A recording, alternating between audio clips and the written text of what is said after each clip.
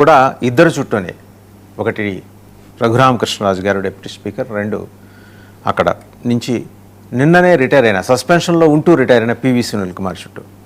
వాళ్ళ మధ్య వివాదం రగడ ఏ స్థాయికి చేరుకుందంటే మధ్యలో జడా శ్రావణ్ కూడా ఇన్వాల్వ్ అయిపోయారు. ఆయన జై భీమ్ పార్టీ వ్యవస్థాపకులు. నాలుక చీరేస్తాను కోసేస్తాను అనే దాకా మాటలు వెళ్ళిపోయినాయి. అండ్ అంతిమంగా ఏంటంటే మధ్యలో మతం వచ్చేసింది. రాముడి గుడి వచ్చింది, అలాగే చర్చ్ వచ్చింది, మతం వచ్చింది. మతం చుట్టూ రాజకీయం చాలా బలంగా ప్లాట్ఫామ్ వేసుకొని నిలబడింది. ఈరోజు అంతర్జాతీయంగా క్రైస్తవ సంఘాల మద్దతు కూడగట్టే ప్రయత్నంలో జడా శ్రావణ్ ఉన్నారు, జై భీమ్ పార్టీ. అండ్ లోకల్గా అయితే ఆ సపోర్ట్ గ్యానర్ చేస్తున్నారు. సరే, అది ఆయన రాజకీయ పార్టీ పెట్టుకున్నారు, రాజకీయం కోసం ఏదైనా చేస్తారు.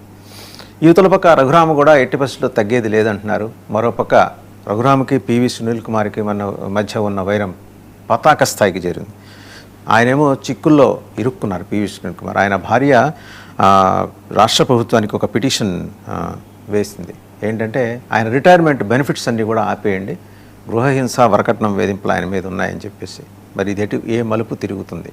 అండ్ మొన్న జడా శ్రావణ్ సభ వెనక, ఏలూరులో పెట్టిన సభ వెనక పివి సునీల్ కుమార్ ఉన్నారనే ఆరోపణలో, లేకపోతే అభియోగాలు, వాస్తవాలు, వాటి మీద చర్చ అయితే అభిప్రాయాలు బలంగా జరుగుతుంది. ఆంధ్రప్రదేశ్లో మతం ఎందుకు హఠాత్తుగా వచ్చేసింది? ఎవరు చొప్పించారు మతాన్ని? రఘురామ దానికి దారి తీశారా? అంటే ఒక దారి ఏర్పరిచారా? ప్లాట్ఫామ్ వేశారా? దాని మీద బలంగా జడా శ్రావణ్ దాన్ని అడ్వాంటేజ్గా తీసుకొని వద్దాం అనుకుంటున్నారా? ఈ అంశాలన్నింటికి సంబంధించి బిగ్ డిబేట్లో మనతో పార్టిసిపేట్ చేస్తున్నారు కృష్ణాంజనేయులు గారు, senior journalist and political analyst. నమస్తే కృష్ణాంజనేయులు గారు. అలాగే పసుపులేటి సురేష్ గారు, వైసీపీ అధికార ప్రతినిధి. అలాగే విజయ్ కిరణ్ గారు, టీడీపీ అధికార ప్రతినిధి. అందరికీ నమస్తే. టు స్టార్ట్ విత్ కృష్ణాంజనేయులు గారు, మీతోనే మాట్లాడదాం. నిన్న మొన్నటి దాకా మనం మతం గురించి పెద్దగా మాట్లాడలా. అంటే అలాగంటే మనం ఆంధ్రప్రదేశ్ అంతా విశుద్ధవర్తనంతో నడుస్తుందని కాదు, కులాల గురించి మాట్లాడుకున్నాం. ఇవాళ మతం వచ్చేసింది సడన్గా.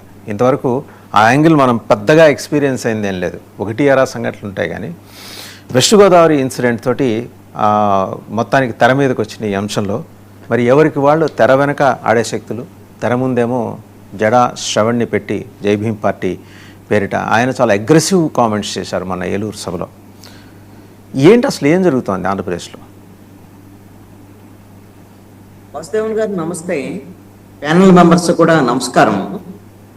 మీరన్నట్లుగా ఆంధ్రప్రదేశ్ రాజకీయాల్లో మనకి కులం బలంగా పనిచేస్తుంది, బలంగా ఉంటుంది. చర్చిస్తాం కూడా మనం, కుల ప్రభావం కూడా ఉంటుంది రాజకీయాలు.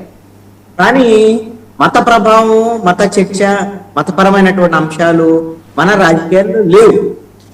మరి ఈ రాజకీయాలు కోరుకొని రాజకీయంగా లబ్ధి పొందాలనుకునేటువంటి రాజకీయ పార్టీలు ఖచ్చితంగా ఈ అంశాన్ని తెర మీదకి తీసుకొచ్చేటువంటి ప్రయత్నం చేస్తాయి. దాంట్లో భాగంగానే మరి ఇప్పుడు ఆకివీడుకు సంబంధించినటువంటి రామాలయం ఘర్షణ కాస్త ఇప్పుడు అది ఆంధ్రప్రదేశ్ లో హిందువులు క్రిస్టియన్ల మధ్య ఘర్షణ కింద అదేదో రాష్ట్ర వ్యాప్త సమస్యలాగా మార్చేటువంటి ప్రయత్నం జరుగుతుంది. దాంట్లో కీలక భూమిక పోషిస్తున్నటువంటి వారు ఎవరు అని అంటే రఘురామకృష్ణరాజు అని మనకు అర్థమవుతుంది.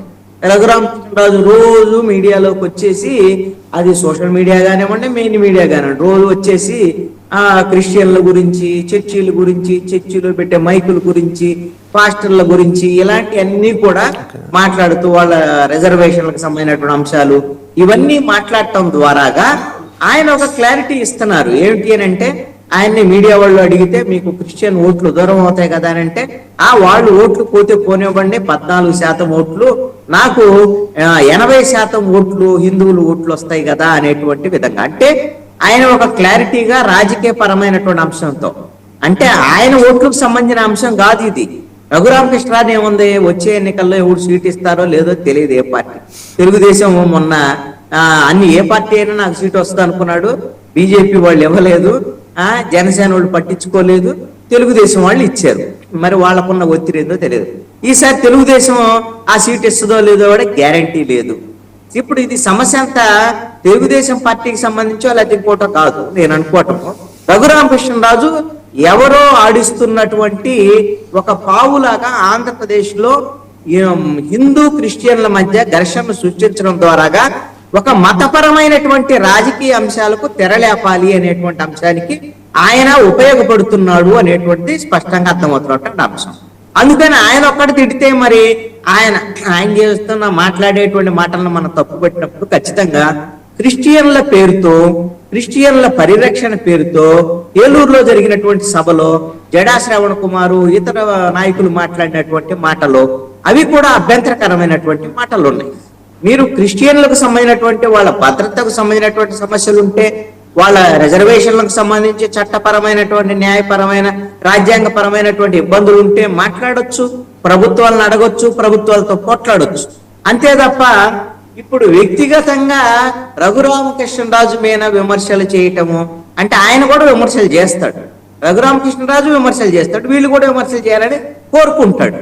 మరి వీళ్ళేం విమర్శలు చేశారు? వీళ్ళు చేసిందే రఘురామకృష్ణరాజు కోస్తే ఊర్లు 4 ఊర్లకు సరిపోడని, రఘురామకృష్ణరాజు నాలుక కోసి పవన్ కళ్యాణ్కి పంపిస్తామని, ఇవన్నీ అదుపు తప్పి చేసినటువంటి వ్యాఖ్యలు జడా శ్రవణ్ కుమార్. ఇది ఖచ్చితంగా క్రిస్టియన్లకు కూడా లాభం కలిగించేటువంటి అంశం కాదు ఇది. ఎందుకు అనంటే వాళ్ళ సమస్య ఏదైనా ఉంటే, వాళ్ళు ఎదుర్కొంటున్నటువంటి సమస్యలు ఉంటే వాటి మీద మాట్లాడి ప్రభుత్వాలతో పోట్లాడాల్సినటువంటి బాధ్యత ఉంటుంది. అంతే తప్ప రఘురామకృష్ణరాజు లక్ష్యంగా చేసుకున్న అతమైన వ్యక్తిగతమైన విమర్శలు చేసి, ఇప్పుడు జడా శ్రవణ్ కుమార్ ఒక న్యాయవాది, మాజీ జడ్జి, అలాంటి వ్యక్తి ఈ విధంగా నిన్ను నారకోస్తాను, నువ్వు కోస్తే 4 ఊర్లకు సరిపోయి ఇలాంటి మాటలన్నీ, ఇది ఒక పరిధి, అంటే చట్ట వ్యతిరేకమైనటువంటి చర్యలు, ఇది ఒక రకమైనటువంటి నిన్ను హత్య చేస్తామనేటువంటి విధంగా బెదిరించేటువంటి వ్యాఖ్యలు లాంటి ఇవి చట్టపరమైనటువంటి ఖచ్చితంగా చర్యలు తీసుకోవాల్సినటువంటి అవసరం ఉంది అనేటువంటిది రఘురామకృష్ణరాజు వాదనగా తీసుకొస్తున్నారు. అయితే జడా శ్రవణ్ కుమార్ చేసినటువంటి వ్యాఖ్యలు ఇప్పుడు ఏమైనాయి అంటే, రఘురామకృష్ణరాజు ఆ వ్యాఖ్యల మీద రెస్పాండ్ అవుతూ ఆయన మాట్లాడినటువంటి మాటలు కూటమి ప్రభుత్వంలో కొంత అల్లకొల్లం సృష్టించేటువంటి విధంగా, రాజకీయంగా కొన్ని సంక్షోభం తెచ్చేటువంటి విధంగా మారినటువంటి పరిస్థితి ఉంది. ఎందుకు అనంటే, నేను హోంమంత్రి పవన్ కళ్యాణ్ అయితే ఫిర్యాదు చేస్తాను అని అంటాం. నువ్వు అంటే ఉన్నటువంటి హోంమంత్రిని అంగీకరించడం లేదని, ఉన్నటువంటి హోంమంత్రిని మార్చాలని, పవన్ కళ్యాణ్ ముఖ్యమంత్రిని చేయాలని, లేక పవన్ కళ్యాణ్ ముఖ్యమంత్రి అయితే ఆంధ్రప్రదేశ్ లో శాంతి భద్రతలు ఉంటాయని, ఇలాంటివన్నీ మాట్లాడాడు. వాస్తవంగా అయితే హోంమంత్రి ఆ అనిత దగ్గర లా అండ్ ఆర్డర్ లేదు, ఆ లా అండ్ ఆర్డర్ ముఖ్యమంత్రి దగ్గర ఉంది. మరి అదుపులో లేదు, ఈ పరిస్థితులన్నీ లేవంటే మరి ముఖ్యమంత్రిని కూడా ఏమైనా మార్చాలని అనుకుంటున్నాడా ఏమైనా రఘురామకృష్ణరాజు? ఇవన్నీ కూడా ఆయన ప్రభుత్వంలో ఉండి, తెలుగుదేశం పార్టీ ఎమ్మెల్యేగా ఉండి ఇవన్నీ మాట్లాడటం అనేటువంటిది కొంత కూటమి ప్రభుత్వంలో ప్రెస్ కాన్ఫరెన్స్ లో అవస్థ గారు, ఆ ప్రెస్ కాన్ఫరెన్స్ లో నాని అనే ఒక జర్నలిస్టు ఒక ప్రశ్న అడిగాడు రఘురామకృష్ణరాజు. ఏమని అంటే, జడా శ్రవణ్ కుమారు ఆ సభలో మాట్లాడుతూ రఘురామకృష్ణరాజును తిట్టాడు, అదే విధంగా జగన్మోహన్ రెడ్డిని కూడా తిట్టాడు, అందరిని తిట్టాడు, కానీ చంద్రబాబు నాయుడు నన్ను, నారా లోకేష్ తిట్టలేదు, ఎన్టీ రామారావును పొగిడాడు కూడా. మరి ఇదేంది, దీని వెనక వ్యూహం ఏమైనా ఉందా అంటే, ఏమైనా తెలుగుదేశం పార్టీ ఏమైనా కుమ్మక్కై జడా శ్రవణ్ కుమార్ తో తిట్టిస్తుందా అని ఒక జర్నలిస్ట్ అడిగాడు. జర్నలిస్ట్ అడిగితే దానికి ఏం చెప్పాలి? రఘురామకృష్ణరాజు తెలుగుదేశం పార్టీ ఎమ్మెల్యేగా చంద్రబాబు నాయుడు ఎందుకు అలా అంటాడు అనడు, అసలు అలాగే ఎందుకు ప్రోత్సహిస్తాడు జడా శ్రవణ్ కుమార్ని అని అనాలి. ఏమన్నాడు అని అంటే, ఇదేంది బాగా కన్ఫ్యూజన్ గా ఉంది నీ ప్రశ్న, ఇలా చంద్రబాబు నాయుడు చెయ్యకూడదు అని నేను కోరుకుంటున్నాను అని చెప్పాడు. అంటే ఇలా చంద్రబాబు నాయుడు చెయ్యడం అని అనలా, చెయ్యలేదు అనలా, చెయ్యకూడదని కోరుకుంటున్నాను అని అన్నాడు. అంటే అనుమానం ఏదో ఉంది అనేటువంటిది బహిరంగంగా ప్రెస్ మీట్ లో చెప్పినటువంటి పరిస్థితి ఉంది. అదే విధంగా సునీల్ కుమార్ మీద చర్యలే తీసుకోలేదు ఈ ప్రభుత్వము, ఇప్పుడు జడా శ్రవణ్ కుమార్ మీద నేను కేసు పెట్టినా అసలు చర్యలు తీసుకుంటుందో లేదో చెప్పలేను అని చెప్పాడు. అంటే ఇవన్నీ కూడా తన ప్రభుత్వం మీదే తన అనుమానాలు వ్యక్తం చేసినటువంటి పరిస్థితి ఉంది, తన ముఖ్యమంత్రి మీదే అనుమానం వ్యక్తం చేసినటువంటి పరిస్థితులు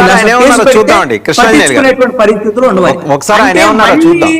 వైఎస్ఆర్ కాంగ్రెస్ పార్టీ టైంలో ఏ విధంగా అయితే జగన్మోహన్ రెడ్డి మీద వైఎస్ఆర్ కాంగ్రెస్ పార్టీ ఎంపీగా ఉండి ఆయన రివర్స్ బ్యాటింగ్ స్టార్ట్ చేసినటువంటి పరిస్థితి ఉందో, ఇప్పుడు అధికార పదంలో పార్టీలో ఉండి తెలుగుదేశం పార్టీ మీద మరి రివర్స్ బ్యాటింగ్ ఏమైనా స్టార్ట్ చేశారు చూసుకోవాలి. కృష్ణాంజలి గారు ఒకసారి రఘురామ్ గారు ఏం మాట్లాడారో చూద్దాం, తర్వాత జడా శ్రావణ్ మాట్లాడింది కూడా చూద్దాం. నేను హోమ్ మినిస్టర్ కాలం వల్ల ఈ క్రిమినల్స్ ఎలా ఎవరెస్ట్ చూసినట్టు వాళ్ళు ఉన్నారు అని. అటువంటి క్రిమినల్ లేడు. బరి తెగించి బజార్లమ్మట తిరుగుతూ, మరి ఆడికి పర్మిషన్ ఎవరు ఇచ్చారో, ఇలాగా బరి తెగించి మాట్లాడే వాళ్ళకి ఎవరు ఎందుకు ప్రోత్సహిస్తున్నారో తెలియదు. మరి బరి తెగించి మాట్లాడి ఎలా చేశారు క్రిమినల్ లాగా. సో ఇటువంటి క్రిమినల్స్ ఆట కట్టిస్తాను అని హోమ్ మినిస్టర్ అయితే ఆట కట్టిస్తానని పవన్ కళ్యాణ్ గారు అన్నారు. సో పవన్ కళ్యాణ్ గారు మాట్లాడారు అంటే ఆయన ఊరికేనే మాట్లాడరు. ఎందుకంటే కూటమిలో ఒక ప్రముఖ నాయకుడు ఆయన. మరొక కూటమిలో తెలుగుదేశం పార్టీ తర్వాత ఎక్కువ స్థానాలున్న పార్టీ నాయకుడిగా, ప్రజల్లో ఎంతో ఆదరాభిమానాలున్న వ్యక్తిగా మరి ఆయన